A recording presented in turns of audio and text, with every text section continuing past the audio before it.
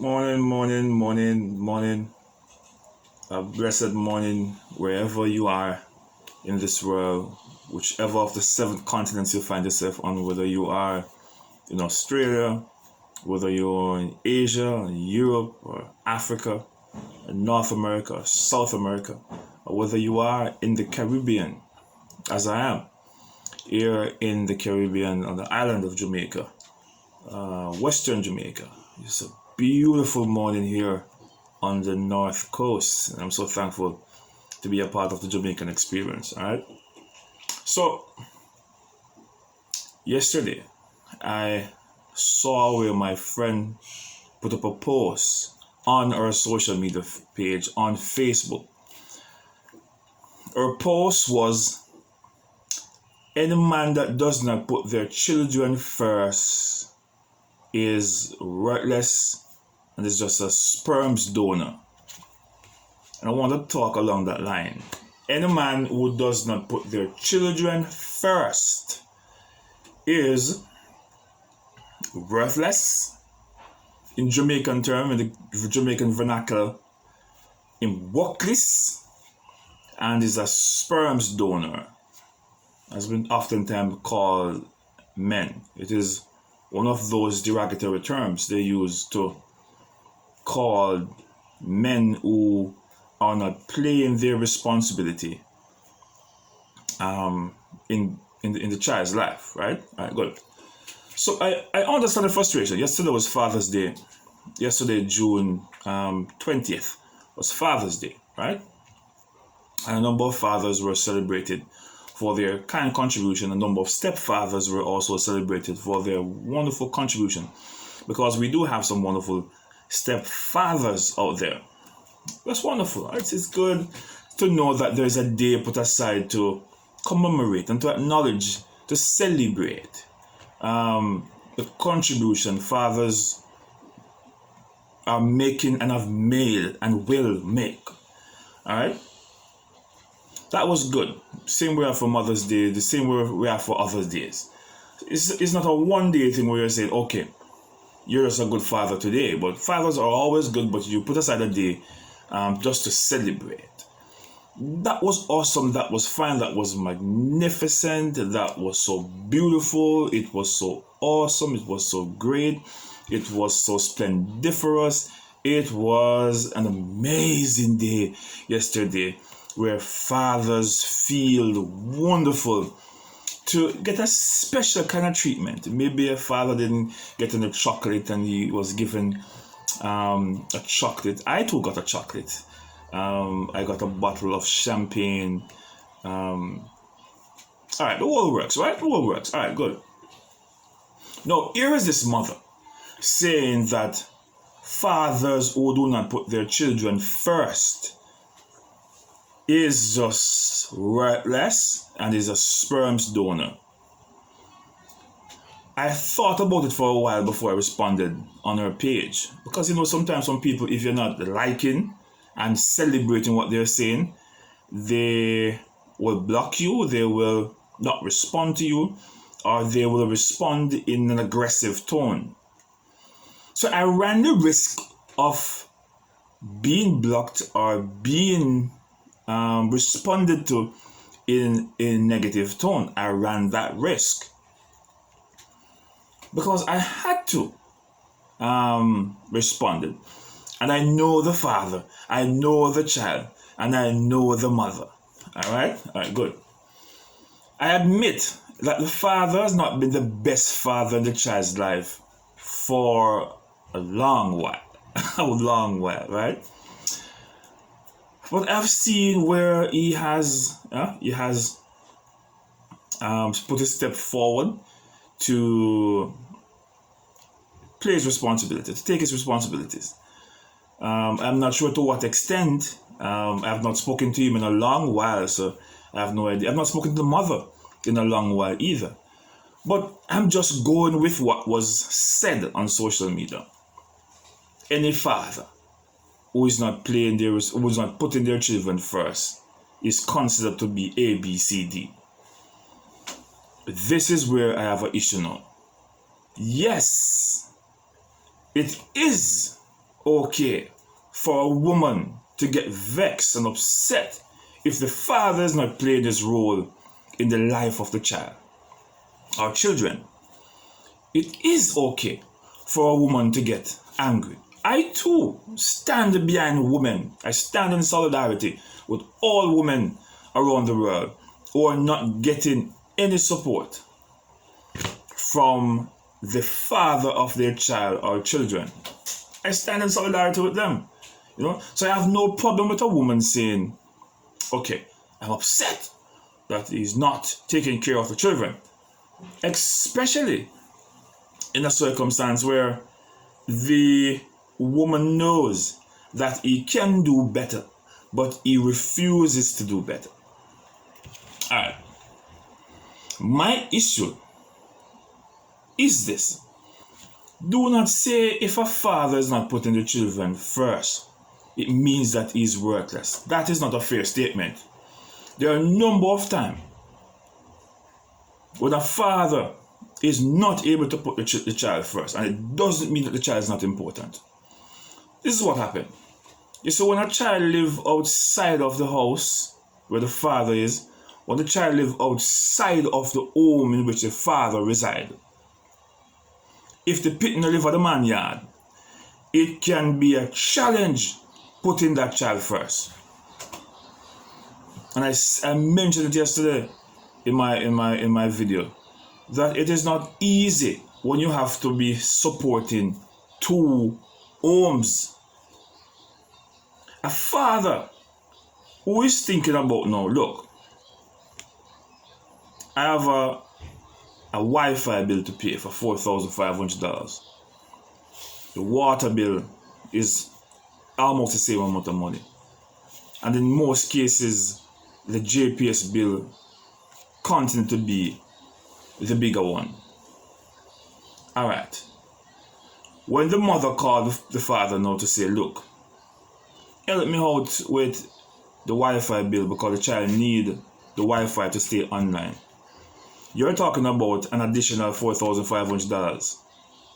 That is separate now from the money which was given to take care of other things like, for example, some snack at the supermarket.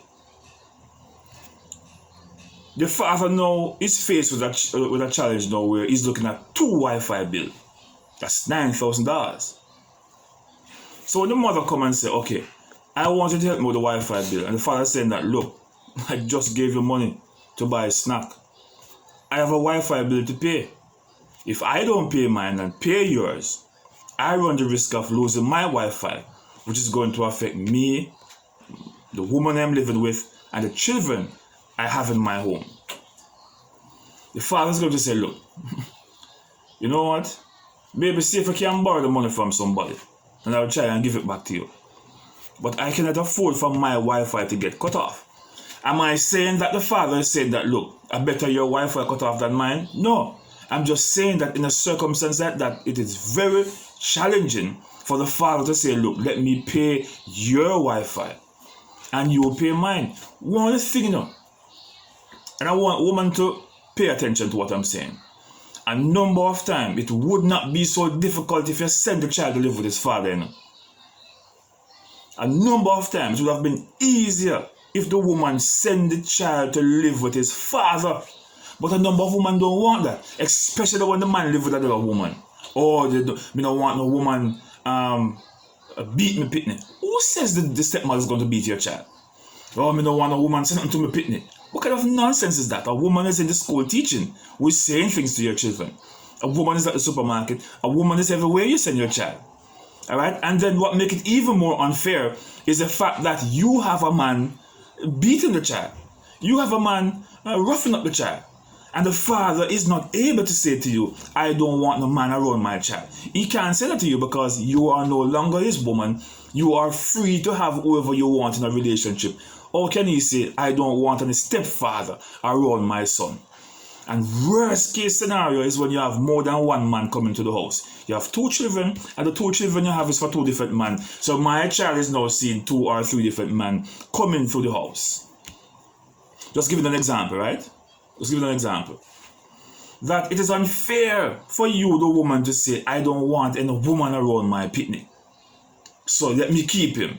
It is unfair because the father is now left with a situation where you're asking him now to pay 2 Wi-Fi bills for $9,000. And if he pays his Wi-Fi bill at his house, you're going to tell the child, say, your father not care about you. That's the first thing the woman is going to say to the child. You put on a business about you. And paint a picture now to make the father look bad in the eye of the child. That is what always happens. Making the father look bad. Another example could be a school fee supposed to get paid. The father is going back to university, trying to make himself a better person. You call the father now. You know, the child's school fee need to pay. I need $25,000 to pay the fee. The father is now looking at the fact that his school fee is also due. The office just called him and said, look, if you can't pay $50,000 by a weekend, you can't sit your exam. The father is now faced with the child's school fee to pay and his university payment to be made month and or weekend. The school said, look, give me a deadline as to when you can pay this money before we give you the exam slip to go to the exam. The father's not looking at, look, I have a bachelor's degree, I have a associate degree, or whatever is a certificate or a diploma, whatever he's studying to pay. I'm looking at now, okay, do I pay my school fee and get the chance to further my education where I can help this child better, or do I pay the child's school fee, the child who is not losing much, if the child should stay home for 2 or 3 days, not losing much, which she can pick up back on, as opposed to the father who is going to say, look, if I don't pay my school fee, I have to pay $20,000 per subject to resit these courses. Plus, think about paying a new school fee to continue studying.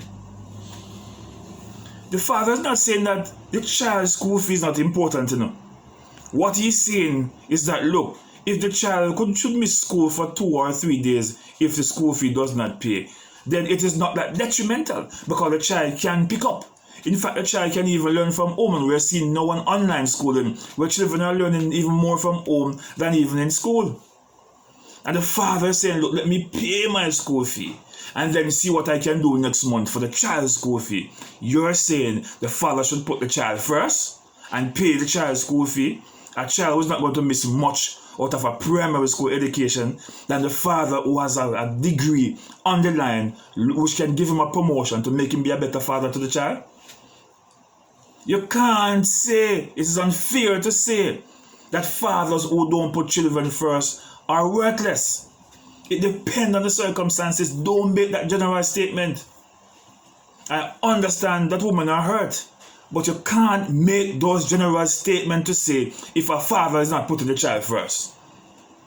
You call the father when his car payment is due. The bank calls to say, look, if you can't get this payment, look, we're coming for the car, we're going to repossess it. So when you call the father for something which is not that important now, which you can even borrow money from somebody.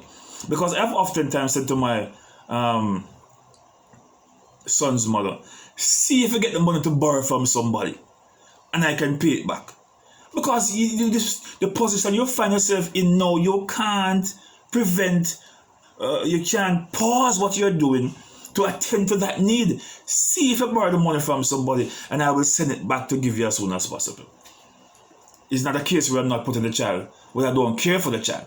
But in this circumstance, I need to make the car payment now or I find myself in trouble. I need to pay my credit card bill or else it is going to lapse over and interest rate is going to come on it. See if you get the money from somebody else. I want for the father to say, I can't do that for you now. You're saying he's worthless and let the child feel as if the father does not care for her or him. And that is what a number of our women are doing. Poisoning the child's mind against their fathers. A number of mothers are doing it.